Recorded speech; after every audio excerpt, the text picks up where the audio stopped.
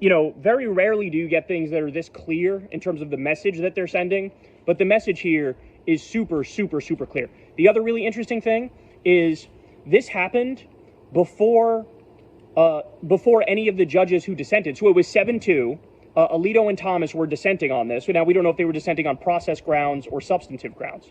But normally what would happen is they would release the dissent at the same time that you get the decision, right? This time, very clearly, Chief Justice John Roberts was pissed. And he was like, no, we're not waiting for you to write your dissents. You can write your dissents if you want, but this decision is coming out right now at fucking 1 a.m. Wow. So again, these are all like very, very clear signs that they're doubling down on what they said before, and they're fucking pissed, right? Look, I know it's tough to find the silver linings these days, but this is a good silver lining, because what it tells me is they are less likely to take the path of, hey, come up with some legal bullshit rationale for Trump to do whatever he wants, so it looks like we can maintain our relevance and our place in the hierarchy, right? And that was a real concern that they were going to do that, a very, very real concern. But it looks like they're really trying to draw a line in the sand, and they're really trying to say, no, we didn't stutter. We need to hear the case of the Alien Enemies Act on its merits. And for right now, you have to just stop deporting people using that all willy-nilly, right? And again, sending them to countries that they've never fucking been to, sending them to places that are not where they originate from. So again, this is absolutely positively phenomenal that they came out and said this. But as always, with the Trump administration, everybody's fucking holding their breath, right? Because it's like, they already denied multiple court orders. They already violated them. And so it's like, okay, well, if they double down and triple down and make the language even more clear, will they finally back away from the ledge? Or will they go full fascist dictatorship and say, fuck it, we do what we want? And then, look, it can always get even worse than that, right? I don't know how much longer it is. If they really decide to keep going down this path, I don't know how much longer it is until they go round up Letitia James and Jack Smith and Judge Boasberg and all these people and fucking lock them up as political prisoners, right? So, but either way, this particular decision is a really, really big deal. And it shows you just how much the Trump administration is overreaching and just how much they have no shred of a legal argument, not even the tiniest thread of a legal argument. Okay, I got to give you some more. So on the same topic of the deportations, which really, again, I should be clear, these aren't deportations. Deportation implies some degree of due process. There's no due process here. These are kidnappings, and it's human trafficking. That's what we're dealing with here. So get this.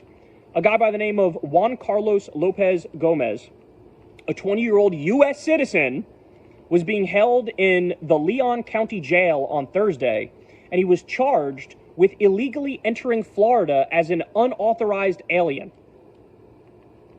He's a U.S. citizen. He was charged with illegally entering Florida as an unauthorized alien.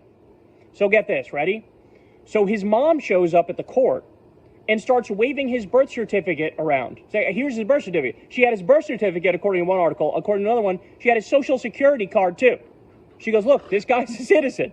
Like, what the fuck do you want me to say? Well, like, what are we doing here, right? The judge goes, I'm in no place to make a decision here, so it is what it is. I guess you got to stay in jail. What the fuck is this country becoming, bro? Like, what is this country becoming? What is this? I am at a loss for words, man. Does it get any lower than that? That could literally be you or me or anybody, right? Now, by the way, let's be clear. Gee, I wonder why he was singled out. Juan Carlos Lopez Gomez. It's a classic, like, hey, he's brown. And by the way, I think he only speaks Mayan.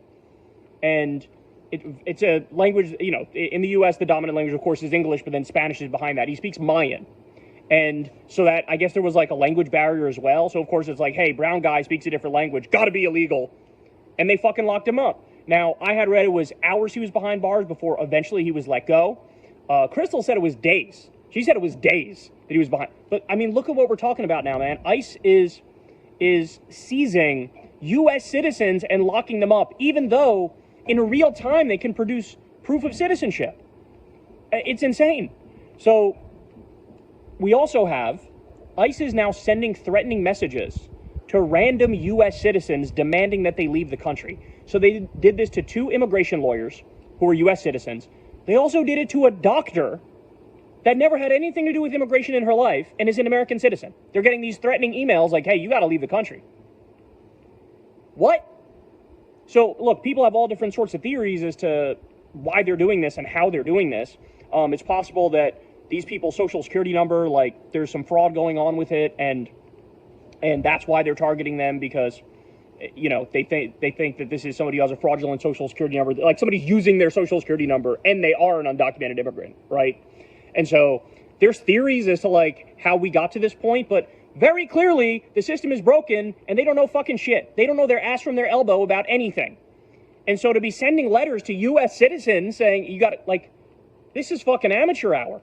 I mean, we keep saying this, but like, we always assume the evil people are sort of like geniuses also. No, it turns out this administration, or I should say this regime, is both immensely evil and also the most incompetent, dumbass, stupid people you've ever seen in your life.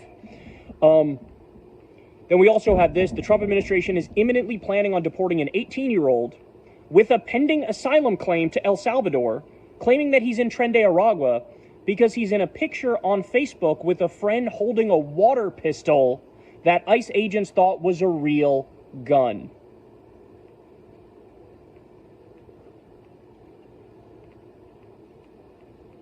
What do you even say to this, bro?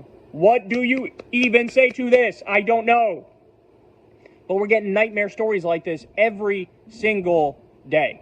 Now, I will give you a little bit of good news. Well, actually, there's a bunch of good news. Right now, as I'm talking to you, there's another hands-off protest happening all around this country.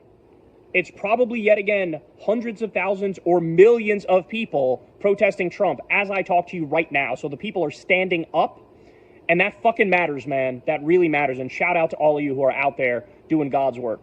So that's one piece of good news. The other piece of good news is this. You ready? This one, holy shit, did me and Crystal take a deep breath when we saw this one. Ready? So this is from CNN correspondent Natasha Bertrand. She says, as Sunday deadline looms, so Sunday is tomorrow, for recommendations, excuse me, hold on. I just got the low battery thing. Anyway, let me continue. As Sunday deadline looms for recommendation to Trump regarding invoking the Insurrection Act, CNN has learned that the Department of Defense and Department of Homeland Security will not recommend that Trump invoke it for now. This would have allowed troops to help arrest migrants. Hegseth and Noam will say in the memo that the authority is not currently needed. Oh, sweet Jesus. Oh, my God. Oh, my God. Now, look, we're not out of the woods yet, right? Because, again, they're stressing for now it's not needed. But I don't trust Hegseth. I don't trust Noam.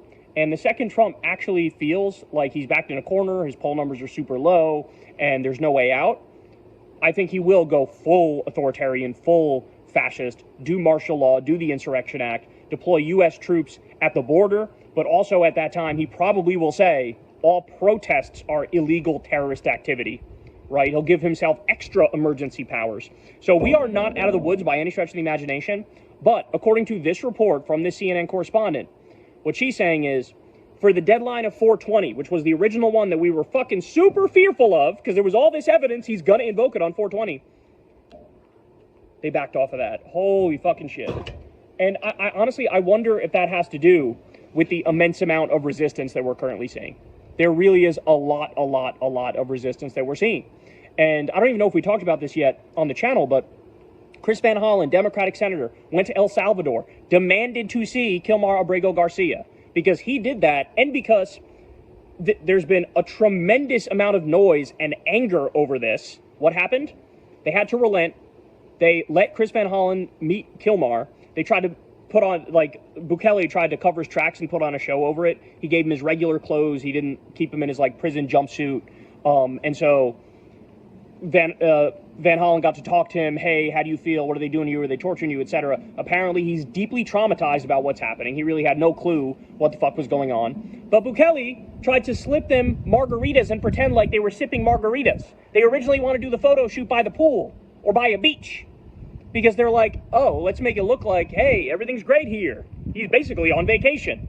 So they tried to do this, you know, propaganda war. But again, I think the reason why ultimately they ended up caving and showing the world that Kilmar is still alive is because there was so much noise and anger and passion and hatred and vitriol and protest over what had happened to Kilmar. The media would not shut up about it, which was great. The people would not shut up about it, which is great.